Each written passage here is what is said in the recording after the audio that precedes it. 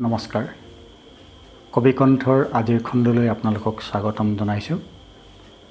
আজিৰ খণ্ডটি পূৰ্বৱৰ্তী খণ্ডকেইটাতকৈ কিছু পৃথক এই অৰ্থত আজিৰ কবিকণ্ঠত যিসকলে কবিতা পাঠ কৰিব তেখেতসকল বিশ্ববিদ্যালয়ৰ দিনৰ বন্ধু। আজিৰ পৰা প্ৰায় 20 বছৰ পূৰ্বে মেছত থাকোঁতে হোষ্টেলত থাকোঁতে তেওঁলোকে ৰাতি বিয়লি বা কেতিয়াবা কেণ্টিনত কেতিয়াবা পুথিভঁৰালত কবিতা পঢ়িছিল, কবিতাৰ বিষয়ে আড্ডা মাৰিছিল। চাওঁতে 20টা বছৰ কেনেকৈ পাৰ হৈ গ'ল কোনোৱে গম নাপায়। আৰু 20 বছৰৰ পিছত আটাইকেইজন অসমৰ ভিন ভিন প্ৰান্তত থাকে। লকডাউনৰ ফলত প্ৰত্যেকজনেই ঘৰত আবদ্ধ হৈ আছে। এই 20 বছৰে তেওঁলোকে একেলগে কবিতা পঢ়া নাই, একেলগে বহি কবিতা বিষয়ে কথা পতা নাই। আমি এটা প্ৰয়াস কৰিছোঁ এই লকডাউনৰ সময়ত আটাইকেইজনকে একেলগে অনাৰ। শাৰীৰিকভাৱে তেওঁলোক একেলগে একে ঠাইত গোট খোৱা নাই, কিন্তু তেওঁলোক তেতিয়াৰ পৰা এতিয়ালৈকে মানসিকভাৱে এক যোগসূত্ৰ তেওঁলোকৰ মাজত আছে, নিবিড় বন্ধুত্ব আছে। আৰু আজি এই খণ্ডত সেইকেইজন বন্ধুৰ আমি কবিতা শুনিম। তেওঁলোকৰ মাজত বয়সৰ কিছু হিনদেৰী থাকিলেও তিনিজন অগ্ৰজ, বাকীকেইজন অনুজ, কিন্তু তৎসত্ত্বেও তেওঁলোক ঘনিষ্ঠ বন্ধু। আৰু আজি আমি তেওঁলোকৰ কণ্ঠেৰে তেওঁলোকৰ স্বৰচিত কবিতা শুনিম। উজানৰ ৰাতি দেওপাৰী মৰে নৈখন, মই পাৰ হওঁ কেতেকী ফুলা ৰাতি। মাছবোৰ ঢোলৰ মাতত গৈ থাকে উজাই, নৈখন সেন্দুলি থাকে। এককাল এবুকু হয়, এবুকু এডিঙি হয়। মাছবোৰে নতুন নিজনিত কেলি কৰে, চমু চাপি আহে খেতি খোলাৰ দিন। সাধু কথা। তাৰপিছত ৰাজকুমাৰে যাদুকৰী তৰোৱালখন ৰাক্ষসৰ বুকুত সানি দিলে আৰু ৰাজকুমাৰীক বিয়া কৰাই লৈ গুচি গ'ল। তাৰপিছত আমাৰ কানি কাপোৰ ক'লা হ'ল, ঘৰলৈ গুচি আহিলোঁ। এনেদৰে মোৰ ককা আইতাই হাজাৰটা সাধুৰ মাজৰ পৰা হাজাৰ জোনালী চোতাললৈ ওলাই আহিছিল। মই মোৰ নাতিক কি সাধু কম, জাতকৰ নে হিতুপদেশৰ, বান্দৰ নে শিয়ালৰ নে চম্পাৱতীৰ। মই যে নিজৰ সাধুটোৰ পৰাই ওলাব নোৱাৰা হ'লোঁ। মোৰ কানি কাপোৰ ক'লা হ'ল, কাঁইটৰ আঁচোৰত চিৰিলি হ'ল, শৰীৰত ক্ষত স্থান। মোৰ সাধুৰ ৰাক্ষসটোৰ চৰিছে দপদপনি, মাৰিছে কাটিছে মানুহ, হৰিছে দিনে শত ৰাজকুমাৰী, কাঞ্চনমতীক চম্পাৱতীৰ সৰ্প দেৱতা নাই ত্ৰাণকৰ্তা ৰাজকুমাৰ। মই কেনেকৈ ওলাওঁ মোৰ সাধুটোৰ পৰা, তাৰ কাহিনীৰ মাজতে যে পাক ঘূৰণি খাই ফুৰিছোঁ মই, ওলাব খুজিলেও ওলাব নোৱাৰোঁ মই।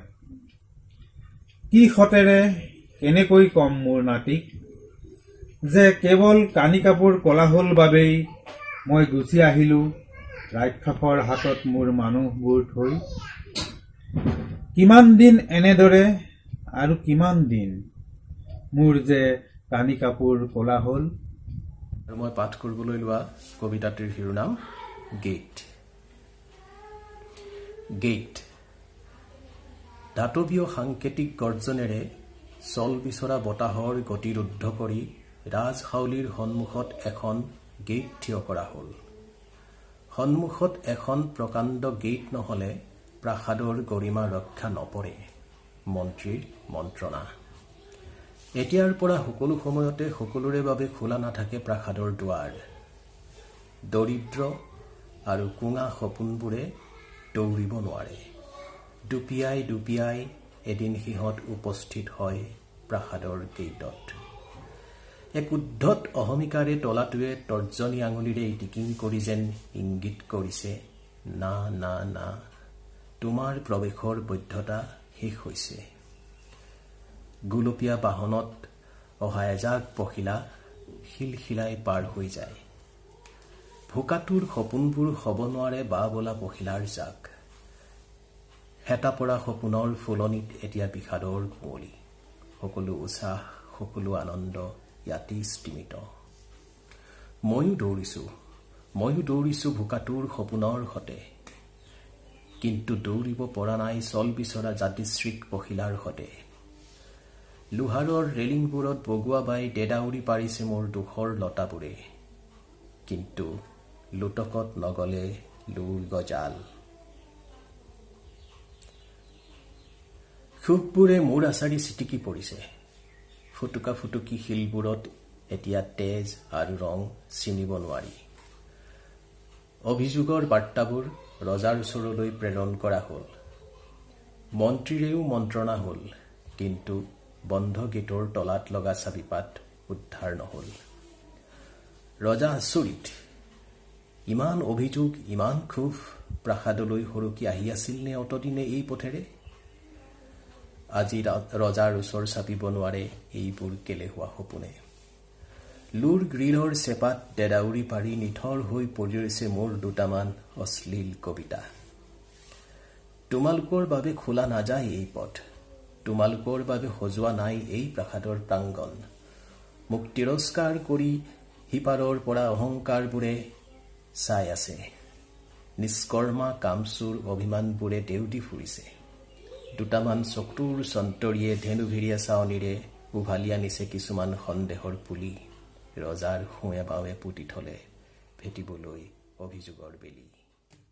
কবিতাৰ শীৰ্ষক সেউজীয়া। সোণ সেউজীয়া গোন্ধৰ জুই শিখাৰ নাচ এটা শামুকৰ বুকুত। বতাহবোৰ সেউজীয়া, সেউজীয়া ধোঁৱা। সেউজীয়া উশাহ লোৱা মই এটা সেউজীয়া মানুহ। নীলাতকৈ সেউজীয়ালৈ ওচৰ। যি কথা কোনেও কোৱা নাই, কাকো কাহানিও। সেউজীয়া ব্ৰহ্মাণ্ডৰ মাজত সেউজ সৌৰজগত এখন সেউজীয়া পৃথিৱী ঘূৰি ফুৰিছে এটা সেউজ নক্ষত্ৰক বুকুত বান্ধি লৈ। সেউজীয়াত সেউজীয়াবোৰ পমি গৈছে চোৱা তোমাৰ সেউজ দুচকুৰে। সাগৰ সেউজীয়া, আকাশ সেউজীয়া, এটা সেউজীয়া মানুহ হৈ সেউজীয়াত জাপ দিম মই, আৰু বৰণ কৰি ল'ম সেউজীয়া মৃত্যু। সেউজী ডালতে থাক হাইঠি, মোৰ বুকুৰ নীলা ভাইৰাছে সাৱটিব তোৰ ঠেং। নিনাও মাটি ৰঙৰ চিকাৰী এটাই গাঁত খান্দি তাতে তোলৈ গোটাই আছে বাৰুদ। সেউজীয়া ডাল পাতেৰে ঢাকি। স্বৰচিত কবিতাৰ শিৰোনাম মহাশূন্যৰ গান। মহাশূন্যৰ গান। খালী গিলাচটোৰ বায়ুখিনি উলিয়াই শূন্যতাৰ এগিলাচ মায়াময় নিচাত ডুবি আছোঁ মই। এই শূন্যৰো যে কি বাখৰুৱা পোচাক, নিচা লাগি বাঢ়ি যায় শূন্যৰ ভূগোল। বাঢ়ি যায়, বাঢ়ি যায়, বাঢ়ি বাঢ়ি আঁকি যায় সীমাহীন আকাশ, মহাশূন্যৰ সপোন। অংকচাৰৰ কৃষ্ণফলকত পৃথিৱী এখন হৈ ওলমি থাকে বিদ্যালয়ৰ শূন্য। পৰীক্ষাগাৰৰ কাছৰ বিকাৰত ভেকুৱামৰ দুৰ্বোধ্য আত্মা। কাৰ্যকাৰণৰ সূত্ৰ বিচাৰি শূন্যৰ পৰা মহাশূন্য হৈ বিজ্ঞানৰ সমস্ত সত্য অতিক্ৰমী আগবাঢ়ে শূন্য। কেতিয়াবা ফিৰিঙতি এটা হৈ বাঢ়ি যায় ফু দিয়া বেলুনৰ দৰে, আৰু সময়ৰ বুৰঞ্জী লিখি কৃষ্ণ গহ্বৰত উন্মোচন কৰে। শূন্যৰ যে কি প্ৰতাপ, শূন্যৰ যে কি মহাপ্ৰতাপ, প্ৰেমিক ব্ৰহ্মাণ্ডৰ হৃদয় খুলি প্ৰসৱ কৰে ব্ৰহ্মনাদ।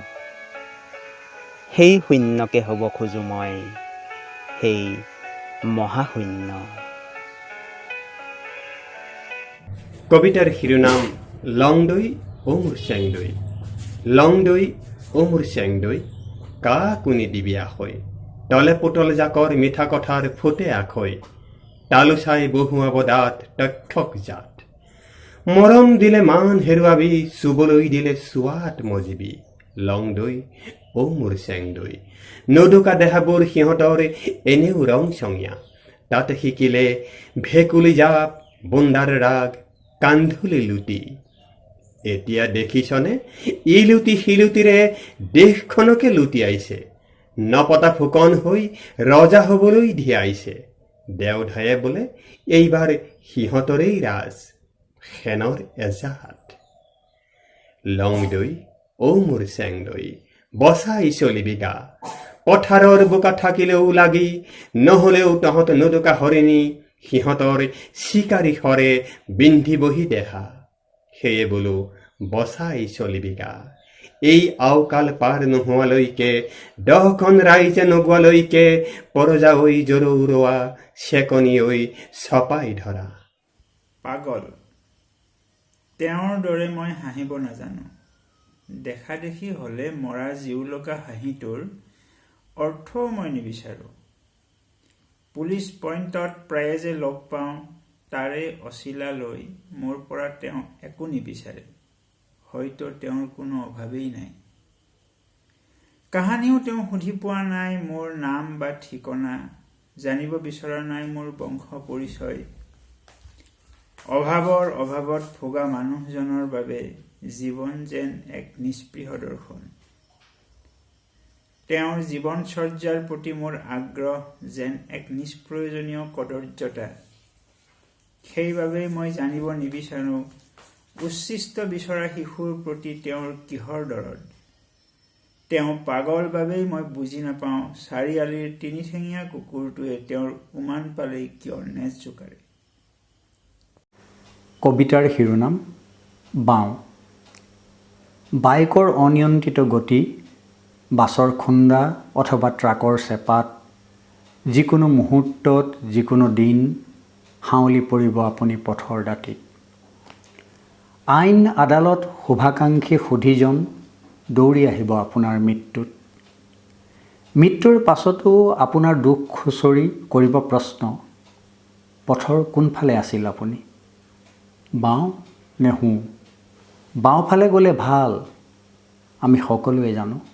বাওঁফালে গ'লে বিপদ কম, প্ৰতিজন মানুহৰ খোজ কঢ়াৰ প্ৰথম পাঠ। বাওঁফালে মৰিলে দাবী কৰিব পাৰি ন্যায়, বাওঁফালে মৰিলে ন্যায় বিচাৰি হ'ব পাৰে আন্দোলন। সকলোৱে জানে বাওঁফালে গ'লে ভাল, বাওঁফালে গ'লে ঠিক ঠাক থাকে স্বদেশ চকাল। সকলো মানুহ বাওঁফালে নাথাকে। সোঁফালৰ জাকজমকতাত বহুতে হেৰুৱাই বাওঁফালে খোজ কঢ়াৰ শক্তি সামৰ্থ্য। সোঁফালে গ'লে ঐশ্বৰ্য বিভূতি, খন্তেকীয়া স্বীকৃতি। বাওঁফালে নিৰন্ন মানুহৰ নদী, আকাশ বতাহ, চন্দ্ৰ সূৰ্য।